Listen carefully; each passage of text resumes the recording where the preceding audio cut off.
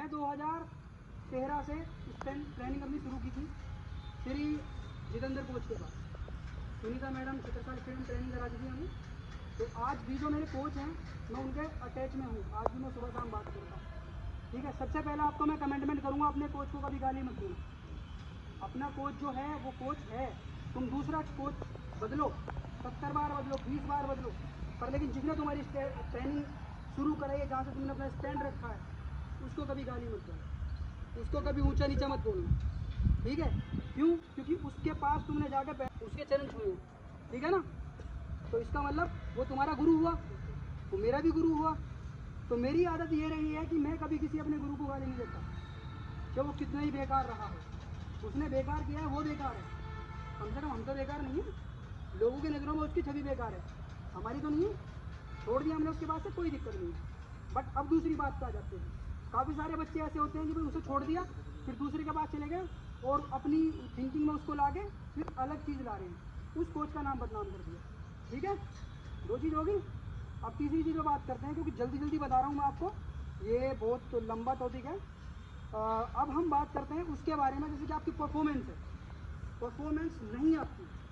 अब क्या करते हैं बच्चे, वो मिसगाइड हो जाते हैं। मिसगाइड क्यों हो रहे हैं, पता है क्यों? एक बच्चा दूसरे ग्रुप से अच्छी रेस कर रहा है, क्या बताओ क्या लेकर जा रहा है। स्पोर्ट्समैन का फ्यूचर छोटा सा नहीं होता, स्पोर्ट्समैन का फ्यूचर बहुत बड़ा है। तुम में से स्पोर्ट्समैन कौन कौन है? कितने दिन हो गए आपको ट्रेनिंग करते हुए?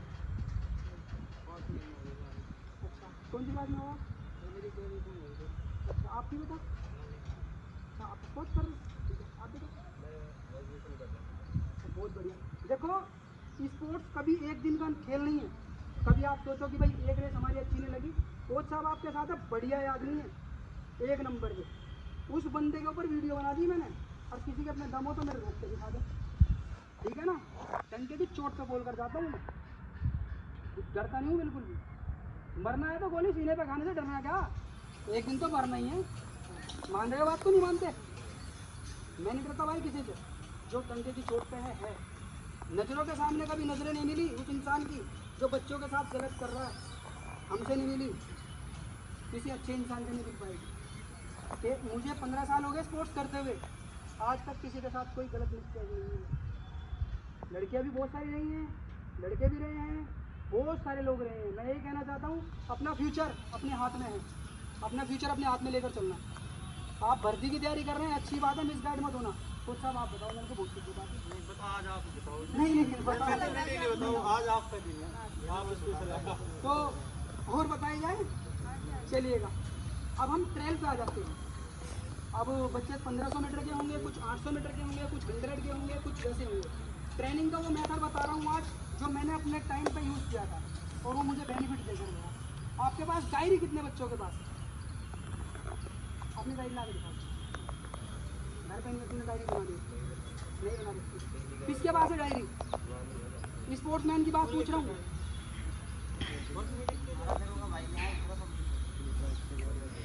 है नहीं ना? एक डायरी लाओ, उस पर अपना आज से लेकर एक हफ्ते का शेड्यूल बनाओ जो कोच ने बताया, और जब तक इस कोच को हैंडल करो तब तक तुम्हारा दिल नहीं भर जाता कि कोच साहब मेरे बस की नहीं है, परफॉर्मेंस आ क्यों नहीं रही, क्या रीज़न है, मुझे परफॉर्मेंस चाहिए, अपने कोच से बोल दो।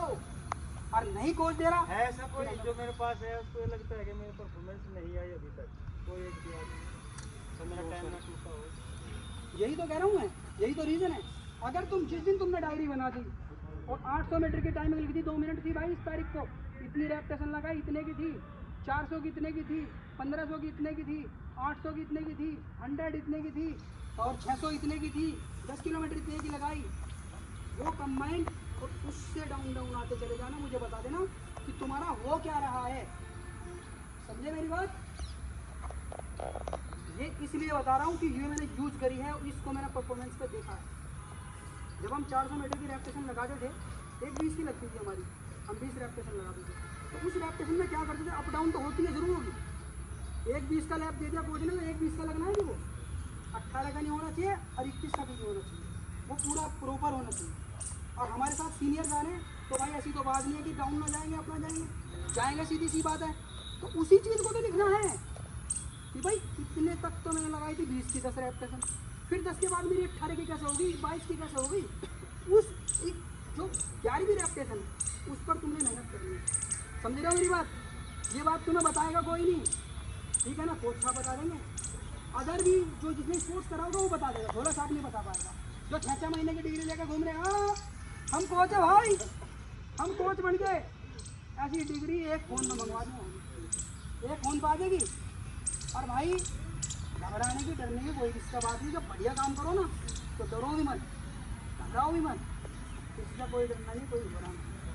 वो साहब आप बताओ कि सब खुद से दूर से आए राजू भाई, आपको जितनी बातें बताई अच्छी बताई, ठीक है। अब तुम्हारे ऊपर ड्रोन चलेगा, यहाँ तुम लुक नहीं सकते, पहले में कट मार देते हो, अब नहीं लुक सकते।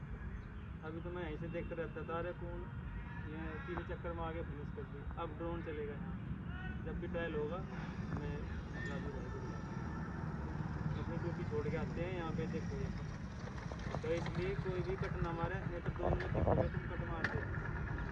और ये बातें हुई आगे बता सके इसमें गेम क्या हो, वैसे नहीं कोई नहीं बताने का, उन्हें पता ही नहीं। देखिए तुम्हें बहकाएंगे और बाकी वही लोग बता सकते हैं आपको। अब आज जितनी बातें आई हमारे पास नहीं बता रहे, तो इस चीज़ को दिमाग में रखना कि हम इंसान ने हमें चीज़ बताई तो हम उस पर उस पर फोकस करें इस चीज़ पर, ठीक है। गेम वालों से लेके भर्ती तक सबके लिए बताया इन्होंने, और डिसिप्लिन भी बताया, ठीक है। बच्चों के साथ में कोच का एक अहम होता है, वो एक रखता है उनको। एक छोटा भाई समझ के रख लो, अगर एक वजह आप हरेंद्र कुमार को जानते हो, हरेंद्र कुमार 1500 मीटर भाई साहब अच्छे हवा निकाल दी उसने और उसे डोब कर फंसा दिया। क्यों फंसा दिया? मैं सब जानता हूँ, सारी कार्रवाई जानता हूँ सबकी, और मैं किससे करता। मैं नेहरू स्टेडियम में जाऊँ, आज तो मेरा फ़ोन में ठाकते, आज तो मेरा फ़ोन में ठाकते, क्योंकि हमने क्या मिस्टेक कर दिया था जब आज रियल स्पोर्ट्स चैनल दिखा रहे हैं ना टू कलर पे।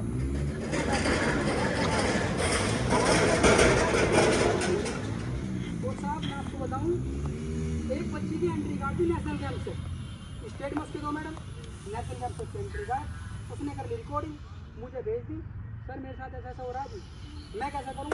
मैंने कहा मिलाया फ़ोन, नाम नहीं बता सकता है बता दूँ, तो मैंने कहा हाँ जी कोच साहब आप ऐसा कर रहे हो जी बच्चों के साथ। अरे राजू हमारा बच्चा था, ये था वो था, मतलब कोई नहीं जानेगा जी, जिसने एंट्री जा रही है वो जाएगा, अन्य मैं कार्रवाई करूँगा। तो कहने लगे कोई बात नहीं यार, तू जो कह रहा वो कर लेंगे। तो वही लड़की गई जिसको हमने बोला था, तुम्हारा भाई पावर में बना यहाँ पे, जो चाहे पूछ लो, टेंशन से डरने की जरूरत नहीं। एक जो ग्रुप में आ जाते हो पहले आगे, अब फार्म भरने शुरू कर दिए, घने फार्म भर रहे और इंडिया की बात कर रहे और बिहार की बात कर रहे और वहाँ की कर रहे। आज मैं साथ में था, मैंने सोचा यार जब मैं आया हूँ तो कुछ तो काम करा जा, मैंने काम कर रहा हूँ यहाँ पर खड़े होकर, समझ रहे हो मेरी बात। सुमित गुलसनिया मिला मुझे, उसके साथ में पॉडकास्ट कर रहा, तुम्हारे साथ तुम्हें इतना इम्पोर्टेंट था बताना कि बहुत ज़्यादा ज़रूरी तुम्हें बताना था। आधे बच्चों को तो पता ही नहीं उसका कि हम क्या करने जा रहे हैं। तो भाई भर्ती वालों, ये वाले जितने मेरे भाई हैं, भाई जी का मेहनत करियो ढंग में, और कोच साहब ने बढ़िया अभी वाले दिए थे और उनके पॉडकास्ट भी करते थे, कोच साहब अच्छा बच्चे से हमने हाँ बात करी थी उनका, तो वे अच्छी रेस मार गए थे, फर्स्ट ग्रुप की फर्स्ट रेस मार कर गए। तो थारे से मेरी यही उम्मीद है भाई, रेस मार गई हो बढ़िया, अब टॉप कर गई हो काम को, हमारा नाम ना डूब बन जो कोच साहब का, ठीक है मेरे भाई। चलो आज के लिए इतना ही, हम मिलेंगे फिर वीडियो में।